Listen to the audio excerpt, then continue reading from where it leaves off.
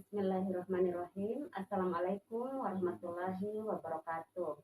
Saya atas nama Sumarmanti akan memaparkan materi saya, yaitu materi kelas 12 semester genap, yaitu bab 6 dengan judul Pernikahan dalam Islam. Makna dan ketentuan pernikahan dalam Islam menurut Al-Quran dan Hadis. Pengertian pernikahan. 1. Pernikahan atau nikah berasal dari bahasa Arab, yaitu an-nikah. 2. Nikah secara harfiah artinya himpunan atau al-damu, kumpulan atau hubungan intim, al-wat'u. 3. Nikah secara syar'i adalah akad yang membolehkan atau halal hukumnya dengan menggunakan kata ankahtuka atau menikahkan, atau mengawinkan, atau terjemah keduanya. 4. Nikah menurut Undang-Undang Nomor 1 Tahun 1974 Pasal 1 adalah ikatan lahir dan batin antara seorang wanita dengan seorang pria sebagai suami istri dengan tujuan membentuk keluarga atau rumah tangga yang bahagia dan kekal berdasarkan ketuhanan yang Maha Esa. Hukum pernikahan. Hukum pernikahan ada 5. Yang pertama adalah wajib. Wajib apabila seseorang telah mampu membayar mahar, memberi nafkah, dan takut terjerumus ke dalam perbuatan dosa.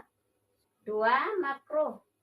Makruh adalah apabila seseorang belum mampu melakukan pernikahan, tetapi mampu mengendalikan diri dari tuntutan hawa nafsu seksual. 3. Mubah. Mubah apabila seseorang melakukan pernikahan hukumnya boleh, atau tidak melakukan pernikahan juga boleh. Sunnah. Sunnah apabila seseorang telah mampu untuk memberi mahar dan penghidupan kepada calon istri, akan tetapi mampu mengendalikan nafsunya sehingga tidak takut terjerumus ke dalam perbuatan zina. Sedangkan kelima adalah haram. Haram apabila seseorang melakukan pernikahan dan akhirnya menganiaya seorang istri seperti belum mampu menikah dan memaksa diri untuk melakukan pernikahan. Dalil nakli tentang pernikahan. 1. Pernikahan sebagai sarana untuk melahirkan banyak keturunan, yaitu terdapat dalam surah An-Nisa ayat 1. 2. Pernikahan sebagai sarana untuk melahirkan keturunan dan membuka pintu rezeki. Pernikahan sebagai konsekuensi Allah menciptakan manusia secara berpasang-pasangan. Surah Az-Zariyat ayat 49 dan lain-lain. Prosesi pranikah dalam Islam. 1. Meminang atau khitbah. Meminang atau khitbah merupakan permintaan dari pihak laki-laki kepada pihak perempuan untuk melangsungkan pernikahan. Meminang merupakan babak awal pernikahan menurut ajaran agama dan adat. Perempuan yang dipinang bukanlah istri orang, bukan mahram sendiri, atau perempuan yang masih dalam iddah, dan bukan perempuan yang telah dipinang oleh orang lain atau muslim lain. 2. Mas kawin atau mahar. Mas kawin atau mahar adalah pemberian yang wajib diberikan oleh seorang laki-laki sebagai calon suami kepada perempuan yang akan menjadi istri. Memberikan mahar hukumnya wajib berdasarkan surah An-Nisa ayat 4. Jumlah mas kawin yang wajib dibayar ditentukan oleh wali atau perempuan itu sendiri dengan seizin walinya. Mas kawin boleh dibayar dengan berbagai cara yang mempunyai nilai atau faedah tertentu berdasarkan persetujuan bersama. 3. Rukun nikah. Rukun nikah yang pertama adalah calon suami. Persyaratannya yaitu Islam, balik, berakal, sehat jasmani dan rohani, laki-laki sejati, serta berumur minimal 21 tahun menurut Undang-Undang Nomor 1 Tahun 1974. Rukun nikah yang kedua yaitu calon istri. Persyaratannya yaitu 1. Islam, 2. Balik, 3. Berakal, 4. Sehat jasmani dan rohani, 5. Perempuan sejati, 6. Berumur minimal 19 tahun menurut Undang-Undang Nomor 1 Tahun 1974. Rukun nikah yang ketiga yaitu wali calon istri. Persyaratannya yaitu Islam, balik, berakal, merdeka, dan adil. Berikutnya, menurut ulama Syafi'iyah yang sah menjadi wali dalam proses akad nikah adalah 1. Bapak kandung, 2. kakek, 3. saudara kandung laki-laki, 4. saudara tiri laki-laki, 5. anak saudara kandung laki-laki atau keponakan, 6. anak saudara tiri laki-laki atau keponakan, 7. paman dari pihak bapak, 8. anak laki-laki dari paman sepupu, 9. wali hati. Rukun nikah yang keempat yaitu 2 orang saksi. Seorang laki-laki calon suami harus dapat mendatangkan 2 orang saksi dalam proses akad nikah.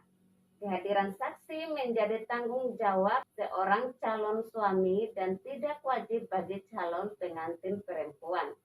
Kehadiran 2 orang saksi di samping untuk mengetahui keabsahan proses akad nikah, juga untuk memberi persaksian bahwa seorang calon suami laki-laki adalah seorang jenaka, duda, atau sudah beristri. Kalau belum melebihi dari 4 orang wanita. Rukun nikah yang kelima yaitu sigat atau redaksi ijab dan qabul.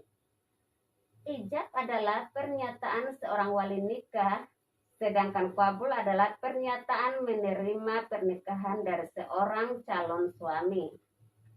Syarat ijab yaitu 1. Menggunakan bahasa yang jelas atau bahasa Arab bagi yang bisa atau terjemah bagi yang tidak bisa bahasa Arab. 2. Menggunakan kata ankah tuka, saya atau saya nikahkan, atau zawajtuka atau saya kawinkan. Tidak sah jika menggunakan kata selain 2 kata itu. 3. Tidak boleh menggunakan kata sindiran atau kiasan. 4.